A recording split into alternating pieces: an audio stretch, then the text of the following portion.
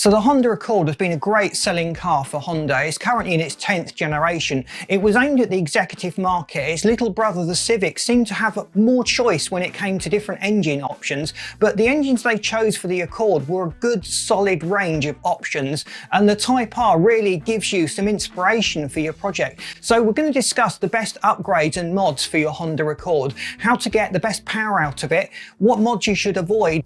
We're also going to discuss improving the handling of your Accord. So we're going to focus initially on handling. We're going to look at the range of engines that Honda offered, and then we're going to discuss the best mods and upgrades to help you to take your Accord project to the next level and really build a car that you can be proud of and really enjoy.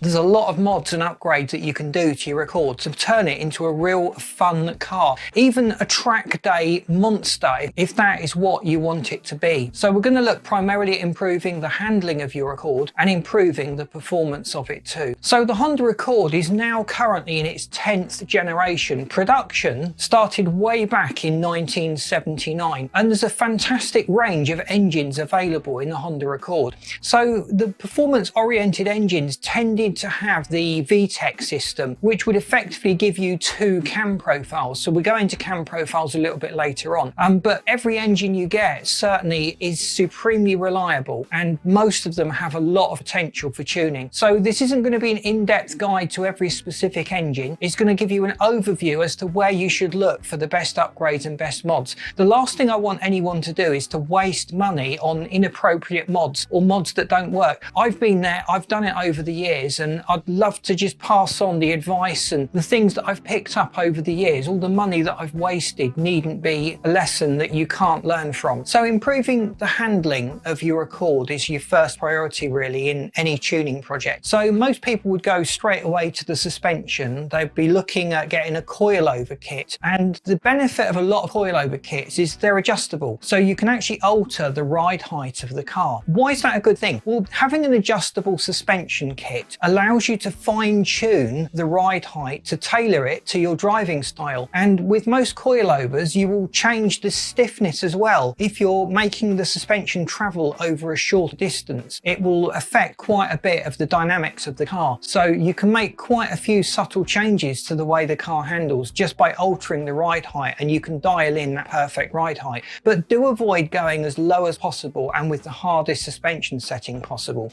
The suspension's job is to keep the wheels in contact with the road surface, and on everyday roads you've got potholes and bumps and all sorts of defects that the tyres have to fight with and scrabble with to get grip. So if they're very stiff and very low, they're just going to bounce over those imperfections in the road surface, and that's really going to be to the detriment of your Accord's handling. But before you even look at getting a set of coilovers and adjusting the suspension, you need to think about the bushings, the rubber mounts that connect the suspension to your Accord chassis. If those rubber mounts are old, chances are there's a lot of extra play in them that wasn't there originally, and that is really detrimental to the overall handling of the car. You'll be getting vibrations from the road, and the suspension movement will be well outside of what Honda originally intended. So for most older cars or cars with higher mileages, one of the first things you should really do is replace those rubber bushings. Either get a set of new bushings that just fit in, they're direct replacements from the aftermarket or even Honda parts, but there's also a selection of polyurethane bushings. So polyurethane is slightly harder and longer wearing than rubber. If it's too hard, it can create other problems with the suspension, with extra vibrations getting from the road to the car. So there's definitely a fine line that you don't really want to cross if you want to keep your car comfortable and suitable for everyday road use. Another important aspect of your car's handling is related to the suspension, but it's to do with the geometry of the suspension, so the angle of the wheels to the road. So you've got your camber settings and you've got your toe settings. So altering those to toe out or toe in and increasing the camber will dramatically affect the way the car handles. Now,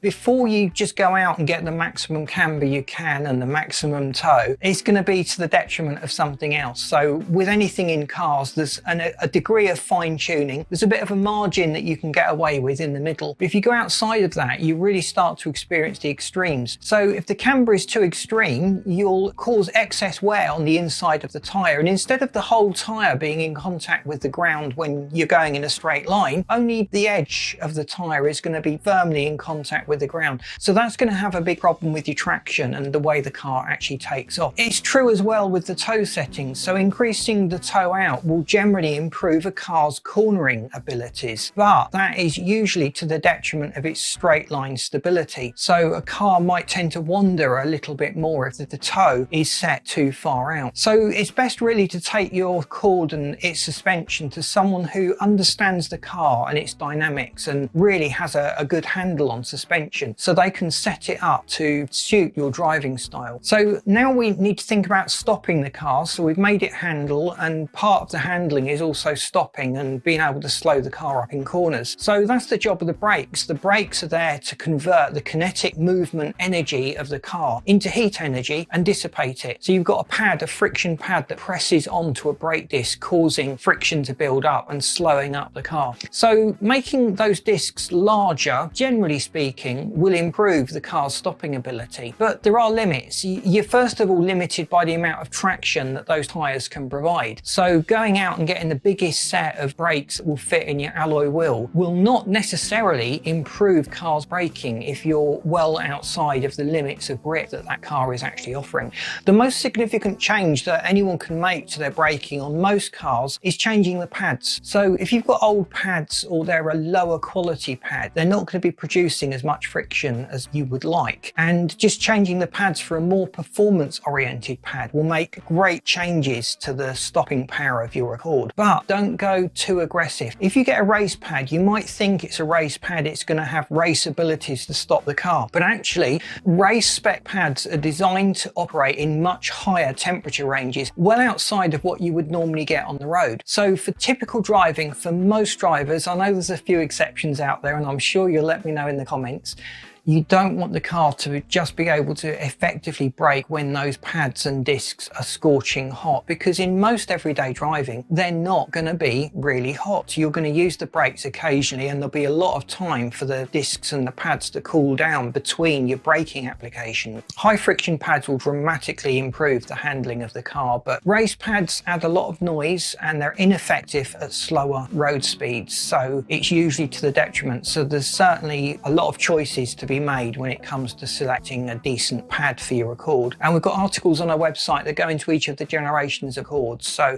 as we've picked up advice and had feedback from people, we add that to the article and we keep those updated. So do check by the site and have a look at those articles and get a little bit more information on suspension and brakes and brake setups and pad selection. So we think also about the alloy wheels on your record. So don't go too large. If you have really large alloy wheels, you're just adding unsprung weight to each corner of the car, and it also forces you to use lower profile tyres, which they're nice on a track, they're nice in the dry, but in everyday driving on wet roads they will not improve the handling of the car. So most drivers will actually report that they prefer the handling characteristics of an Accord that has got alloy wheels that are fairly close to that specified by Honda when they first made the car. So you can generally go about an inch outside of that without too much compromise going on, but don't go to those extreme alloy wheel sizes. You're just adding weight and it's going to affect a lot of aspects of your car's handling and cornering. So I've got a small favour to ask at this point before we go into the performance mods. Please drop us a like. Please let us know in the comments as well what Honda Accord you've got, what mods you've done, what you're planning to it. That helps me to shape future content. It also tells YouTube's algorithm that people like these videos and it helps them to send more traffic to us, and that increases our profile, and the bigger we get, the more useful information we can get, because we'll have more money to reinvest in this channel and invest in better content and better articles. So thanks for doing that. So performance mods, getting more power out of the engine. So the engine is effectively an air pump. It pumps air in, it adds fuel to the air, it burns that, and then it spits it out of the exhaust. So the more air and the more fuel you can get your Honda Accord to burn, the more power you will make. So we spoke at the very beginning about the VTEC mechanism and how wonderful it is. So the camshaft shaft affects the opening and the closing of your intake valve and your exhaust valve. So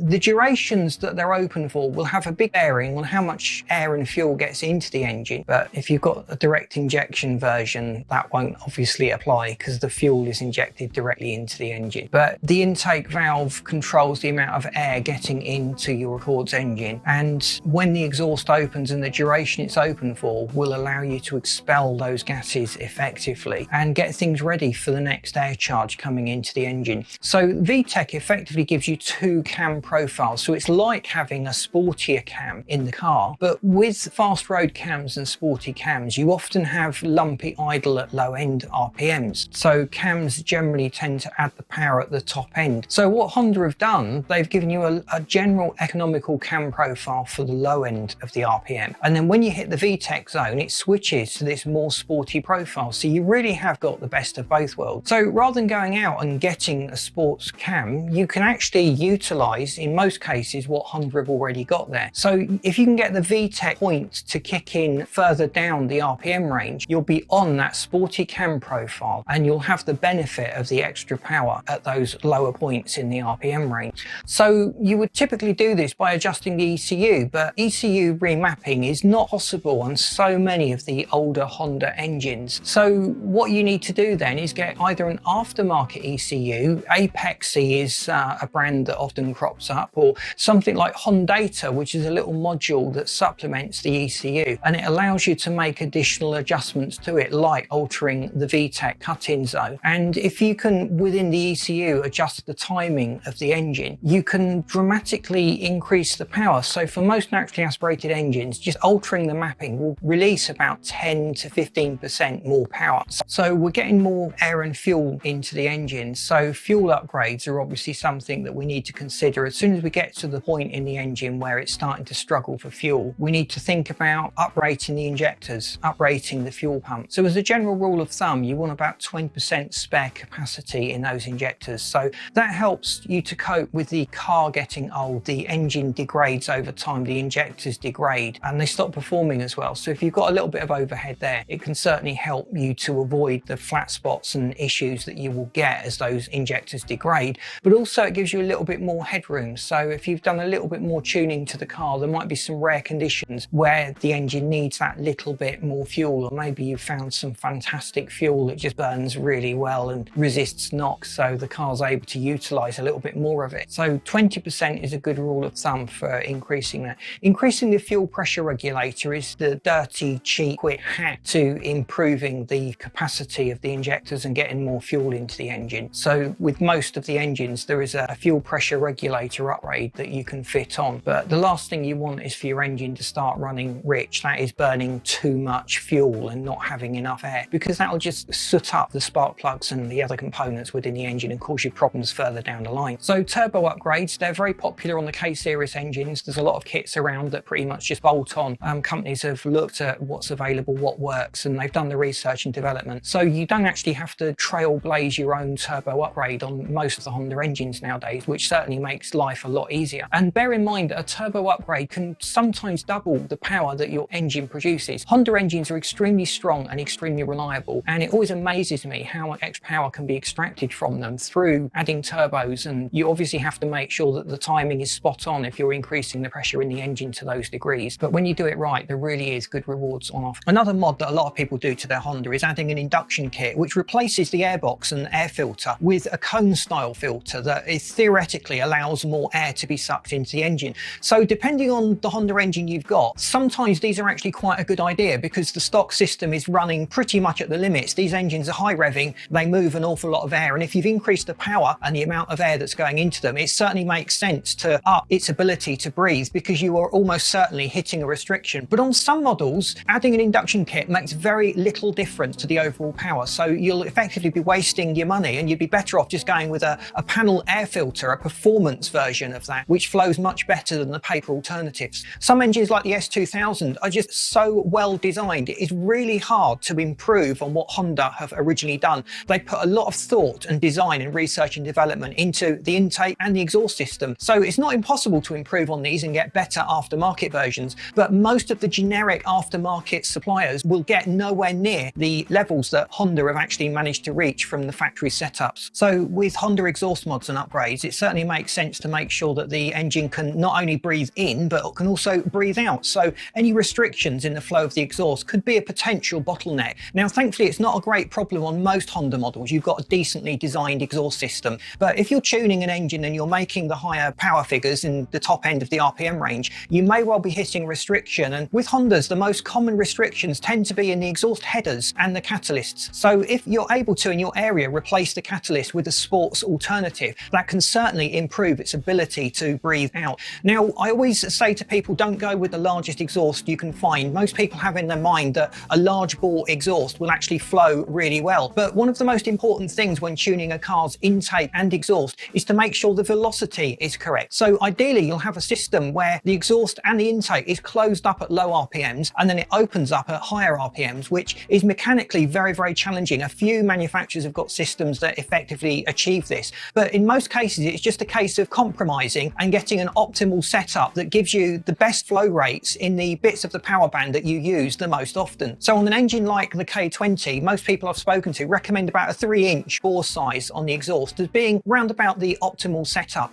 But obviously the way the exhaust is constructed, the bends in it, what it's made from, and how the silencer works, whether it's just got baffles or it's got a more sports straight through silencer setup, will make a big difference to its ability to free up the flow of air through the engine. So another mod that a lot of people do is the head on the engine. So that's the channels really that flow the air into the engine and flow the exhaust gases out. So if they're effectively angled without many bends and they really do allow a high velocity of air into the engine, you can improve the engine's capacity to breathe. So we see a lot of people taking the heads from, say, the Honda K series from a Type R and fitting that onto another K series that wasn't a Type R. The K24 Accord bottom end is a really good bottom end, but the K20 head flows better and has better valves and better injectors, and everything is just much nicer on those Type R heads. So that would be called a K-Frank or a Franken build, where you've utilised different components that have favourable characteristics in your engine. So often the only differences between the different capacity engines is the crank, the rods and the pistons. It's effectively the same block, just with different stroke on it, which changes the capacity of the engine. And obviously they've put a different head on at the top as well.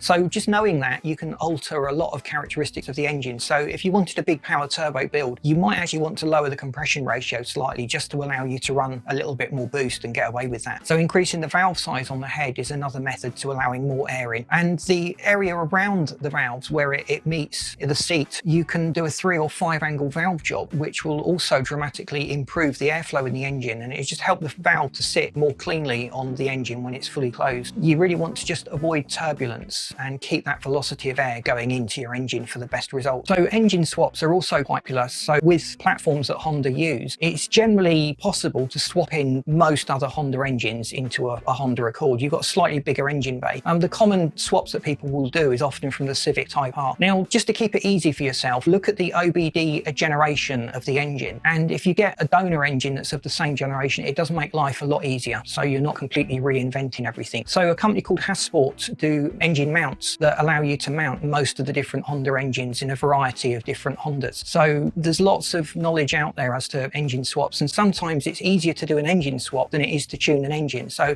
if you had a smaller capacity non-VTEC engine, by the time you spent money on that trying to tune it up and extract power, firstly you won't get an awful lot more power for your money, but if you put that money into an engine swap, you have a much better base to work from and you can make a lot more power. With Honda engine codes, it's quite interesting. There was generally a letter code to denote the generation series of the engine, the design of the block and the components within it to differentiate them. Now that ran roughly from A to R, but some versions were concurrently available. So we'll just have a very quick run through of all the different series of engines that Honda have manufactured and just pick out some of the highlights for each one. So with the engine codes, you've typically got the letter, say K for example, the displacement, so a 2-litre engine would be a K20. The following digits would denote which iteration or revision the engine is, and it starts alphabetically with incremental numbers. So the A1 would be the first version of the engine, and the C1 or a C7 would denote that some revision has gone on to that engine and the components within it to differentiate them. Now that ran roughly from A to R, but some versions were concurrently available. So we'll just have a very quick run through of all the different series of engines that Honda have manufactured and just pick out some of the highlights for each one. So with the engine codes, you've typically got the letter, say K for example, the displacement, so a 2-litre engine would be a K20. The following digits would denote which iteration or revision the engine is, and it starts alphabetically with incremental numbers. So the A1 would be the first version of the engine, and the C1 or a C7 would denote that some revision has gone on to that engine. And generally speaking, the more revised an engine is, the better it is. Honda generally do improve every engine they come out with different generations, but there's a lot of regional variation, which I'm going to go into in the individual videos for each of these engines, just to help you get a feel for where you can source power mods and upgrades for your particular engine code. So we've got to start off with the B series, which ran from 1989 to 2000. It was fuel injected. There was a few VTEC versions of the engine. So VTEC actually stands for variable valve timing and electronic lift control. So it alters the way that the valves open and close, and they typically have 2 different cam profiles to achieve this. So it's a very clever mechanism, and it's something that Honda have pioneered, and it really makes their engines stand out and different from most other manufacturers. The B series engine was actually the performance variable, which generally had a double overhead camshaft, and it was sold concurrently with the D series, which only had a single overhead camshaft, and it was replaced fairly recently by the K series. And we've got the E series, which ran from 73 to 84. So you can see the letters certainly don't correlate with the years that the engines came out and were used. Now, this was interesting because it used compound vortex controlled combustion, CVCC for short. And this enabled them to meet the emissions regulations way back in the 70s without having to use a catalytic converter. So it was very, very innovative at the time. The F series came out around about 1990 and ran to 2009. Now, this was the engine that was featured heavily in the S2000 sports model, and we've got a video coming up on the S2000, so keep an eye out for that one. The F series was predominantly 2 litres in capacity, but there was a 2.2 litre variant sold in the US, and interestingly a 2.3 litre version that was used in the Honda Accord. The F series ran from 1990 to 2009. The H series ran from 1992 to 2002. It was mostly in 2.2 and 2.3 litre capacities and was predominantly used in the Prelude, but I remember as I was growing up, this was the engine that everyone really wanted to swap into their Honda Civics, and really was a badge of honour if you were able to achieve it. The L series ran from 2001 to about 2016, and it was interesting because there were some turbo versions available, so nice to see Honda experimenting with turbocharging in common production models and being able to extract so much power from these wonderful engines that have traditionally always been naturally aspirated. You've got the R series that ran from 2006 to 2013, the awesome K series, which is probably, in my opinion, one of the best engines that Honda have ever produced. It's certainly one engine we get a lot of comments, questions and feedback on, with people wanting to use them in their projects, and there's some really good power gains you can get out of the K series. So we've got a video coming up very soon on the K series. So there were quite a few different versions of the K20 engine. A lot of it depended on which region you were actually from, but there were some inherent differences just to look out for between the models. Now, generally the lower powered versions of the K20 had inferior heads which didn't flow very well, and they also had a limitation. They had the balance shaft oil pumps. Now that tends to rotate at around twice the speed of the crank. It's functional at everyday RPMs and everyday driving speeds, but at higher RPMs you run the risk of cavitation, introducing bubbles into the oil, and that causes all sorts of problems within the engine. If you have a balance shaft oil pump on your K20, it's usually best to get that converted to the non-balance shaft oil pump version from the S versions of the engine, and you won't have that limitation at the upper RPMs. So getting 100 brake horsepower per 1000 cc's is a sort of benchmark that a lot of engine manufacturers aim for when building and designing a naturally aspirated engine. Obviously things are very, very different when you've got a turbo involved. A lot of people consider that to be a particularly efficient engine. Honda have come along, and with engines like the one they used in the Honda S2000, they managed to extract about 123 brake horsepower per 1000 cc's. Just really testament to the engineering, and it was a record that Honda held for a considerable period of time. I think it was a Ferrari that came along and actually beat that record about 10 years later. So the K20 was an important engine Honda. It came in around about 2000. Things were really starting to happen in the motoring world. There were lots of development with people going over to using catalytic converters. Fuel injection systems were becoming ever more complex, and there was a demand from consumers to have engines that offered more power. So I hope that's been useful to you. We've got a lot of articles planned to cover other Honda models, and we're going to look at each of the engines that Honda have produced in a lot more detail and just pass on some of the advice that I've picked up. So let me know in the comments what you've done to yours. If there's any mods that you recommend or any that you've worked out that didn't really work for you, please stay tuned. If you haven't subscribed already, please do so. I hate to miss out on all the informative content that we're putting out to help you to get the best from your car. Please stay tuned, subscribe if you haven't done so already, and drop us a like because that really helps us to get out there. Thanks for watching.